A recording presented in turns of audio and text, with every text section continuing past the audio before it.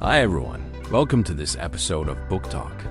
Today's book is The Dyer's Hand, a collection of literary essays by the great English poet W.A. Auden. Don't let the words literary essays scare you off. It's actually a very down-to-earth book. Drawing on a lifetime of writing, Auden shares how someone can truly master a craft through self-education. And this applies to more than just poetry, whether you're writing, painting, designing, editing videos, or learning any creative skill. The 5 key ideas in this book offer direct and powerful insights. 1. Develop your taste.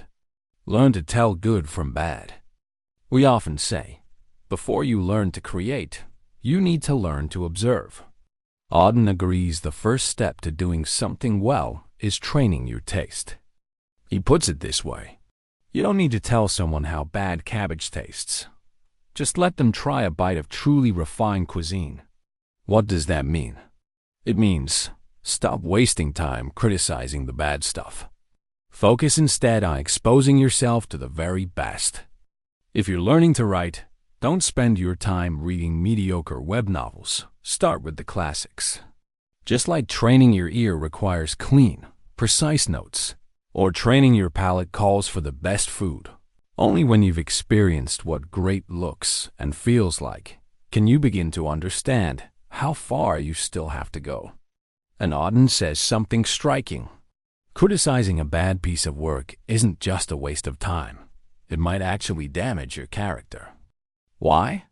Because when you critique others, you're often secretly showing off your own taste. And that can lead to arrogance and complacency. True masters don't dwell on bad work. They study the best, absorb it deeply, and grow from there. 2. Imitation comes before innovation. Auden notes that almost all great poets were self-taught. There's no such thing as poetry school, but they all had one thing in common. They studied in libraries. And who were their teachers? Not professors, but the poets they admired most. For Auden himself, that was Thomas Hardy.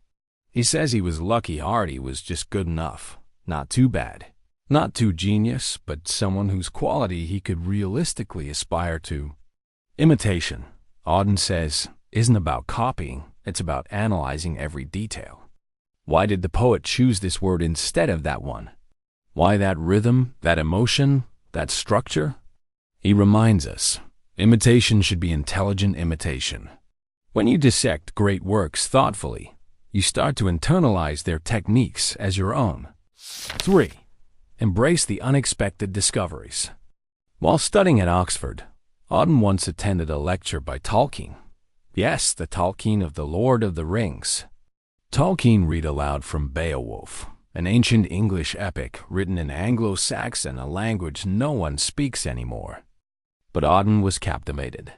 He started learning Anglo-Saxon on his own, and that path led him deep into the world of ancient English poetry. This accidental detour ended up shaping much of his later writing. Auden believed that the most important books for a poet aren't always books about poetry. They're books that change the way you see the world. Philosophy, history, science. You never know which book, which unexpected read, might transform your entire creative direction. The lesson here: when you feel stuck, the breakthrough you need might be hiding in a subject you never planned to explore. 4. Train with variety.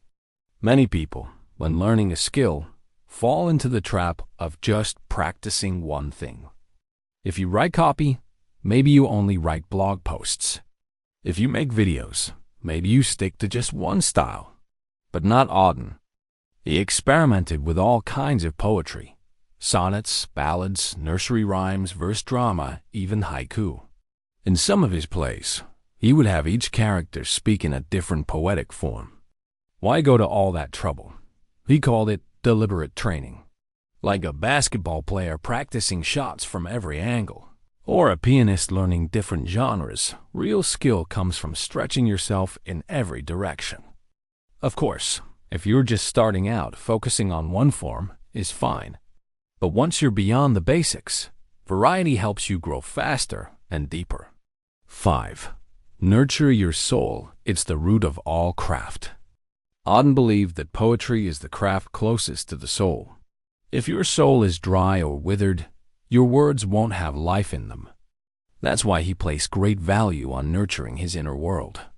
He read widely across many genres, but he also loved life outside of books, gardening, raising animals, having tea with friends, listening to music, and good conversation. These things, he felt, nourished the soul.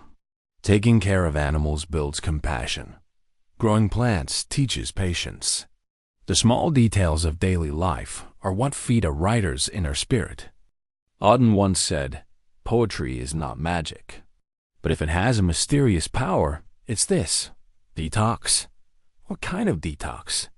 Detoxing confusion from the heart, anxiety from society, and our misunderstandings of the world.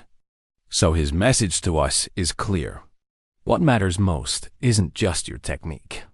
It's the you that you slowly cultivate day after day. So today, we've talked about the 5 self-education lessons Auden shares in the Dyer's Hand. 1. Train your taste. 2. Learn deeply through imitation. 3. Follow unexpected insights. 4. Practice with variety. 5. Nourish your inner self. These 5 lessons go far beyond writing poetry. They apply to any craft. I hope today's book talk gave you a little inspiration and some practical tools for your own creative journey.